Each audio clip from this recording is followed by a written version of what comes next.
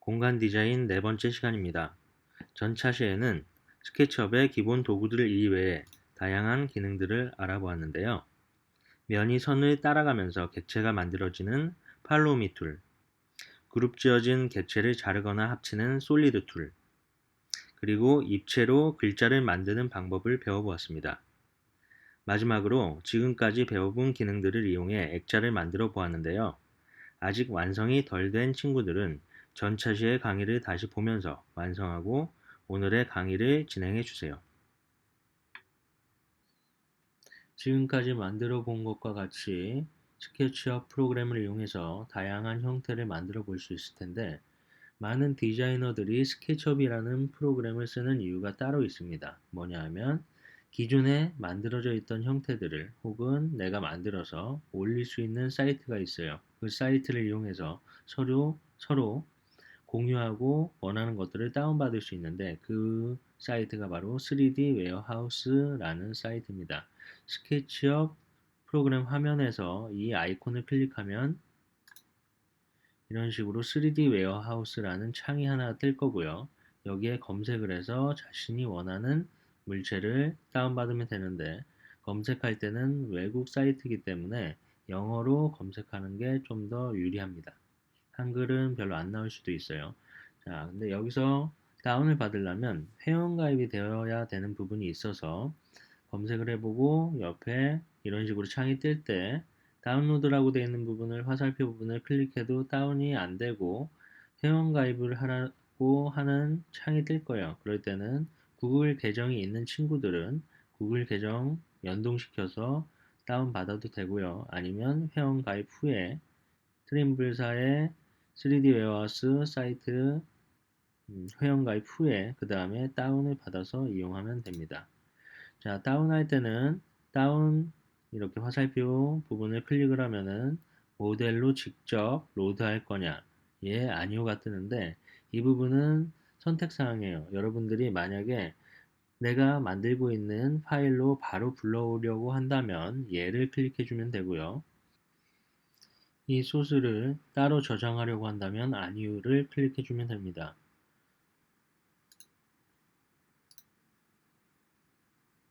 이 소스를 따로 저장하려고 한다면 아니오를 클릭해주고 경로를 선택해서 저장을 해주면 됩니다. 선생님 같은 경우에는 대부분 직접 로드하지 않고 따로 저장한 다음에 불러오기를 하는데요. 왜냐하면 기존에 만들어져 있던 파일 중에 내가 필요 없는 파일들이 있는 경우도 있고, 여기서 수정을 해야 되는 경우가 있어서 다른 그 파일로 저장을 한 후에 그 다음에 불러오는 방법을 많이 사용합니다. 자, 여기서 데스크를 한번 검색을 해볼게요. 데스크 하면 여러 가지 이런 식으로 창이 떴죠. 이 파일들 중에서 얘를 다운로드 해보겠습니다. 선생님은 기존에 로그인이 되어 있기 때문에 이렇고요. 로그인 안 되어 있는 친구들은 회원가입 후에 로그인을 해줘서 그 다음에 다운할 수 있도록 해주세요. 사진에서 봤었던 것 같은 파일을 다운해 보도록 할 건데요.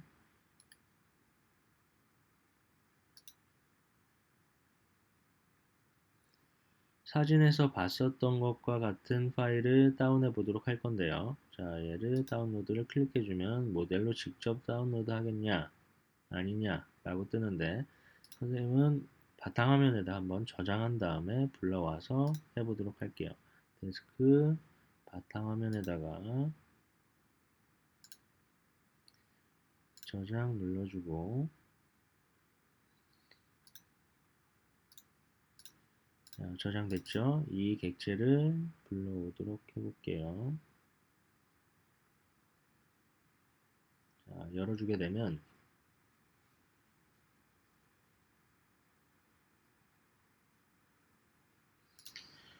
자, 여러 가지 객체들이 있는데 이 중에서 내가 원하지 않는 객체들이 있을 수도 있어요. 근데 만약에 내가 만들고 있던 창으로 바로 불러오게 되면 필요 없는 재질들까지 혹은 필요 없는 객체들까지 같이 오게 되는 경우가 있기 때문에 따로 이런 식으로 저장을 하는 겁니다. 이 중에서 내가 원하는, 만약에 의자를 원한다라고 한다면 의자만 클릭해서 선택해서 컨트롤 C로 복사를 해주고, 내가 작업하던 창으로 돌아와서 컨트롤 V를 해주면 이런 식으로 의자를 집어넣을 수 있게 되는 거죠. 물론 이 의자가 크기가 맞지 않는다면, 위치와 크기가 맞지 않는다면 크기를 조절해주고 그 다음에 위치를 맞춰주면 됩니다. 자, 이쪽 면에다가 만약에 책상을 놓고 의자를 놓을 거라면 이런 식으로 각도도 조절해주고, 책상을 놓게 되면 책상 크기에 맞게 의자 크기가 조절이 돼야 되겠죠. 그런 것들을 조정해서 이런 모델링 소스들을 이용해서 공간의 디자인을 완성하면 되는 겁니다.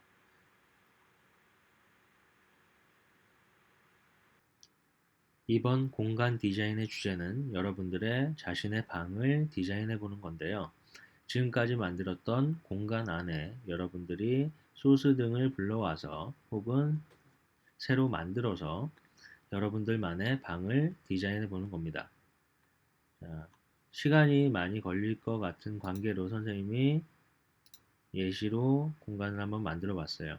자, 이런 식으로 공간 안에 여러분들의 방 안에 침대도 있을 수 있고 책상, 의자, 사이드 테이블 혹은 뭐 조명 기구, TV 협탁 등 이런 식으로 구성을 해봤어요. 밑에는 카펫도 깔아봤고요. 자, 여러분들 자신의 방을 꾸민다면 여러분들 나름대로의 생각으로 디자인을 새롭게 해주면 되고요. 이렇게 완성된 파일을 저장을 하는 방법을 마지막으로 알아보도록 하겠습니다. 저장하는 방법은 파일에서 저장을 누르면 되는데, 선생님은 기존에 만들어져 있기 때문에 우선 다른 이름으로 저장을 해볼게요. 자, 저장이 안 되어 있는 상태에서 저장하기를 누르면 이런 식으로 창이 뜨게 될 거예요. 가끔 헷갈리는 부분이 내가 저장해 놓고 어디다 저장했는지 헷갈리는 경우가 많이 있는 관계로 바탕화면으로 저장을 해볼게요. 바탕화면 저장, 바탕화면으로 경로를 만들어주고, 한 가지 확인할 거는 이 밑에 부분이 스케치업 모델 .skp로 되어 있는지 얘를 꼭 확인해 주고요. 여러분들이 원하는 파일 이름을 적어주고,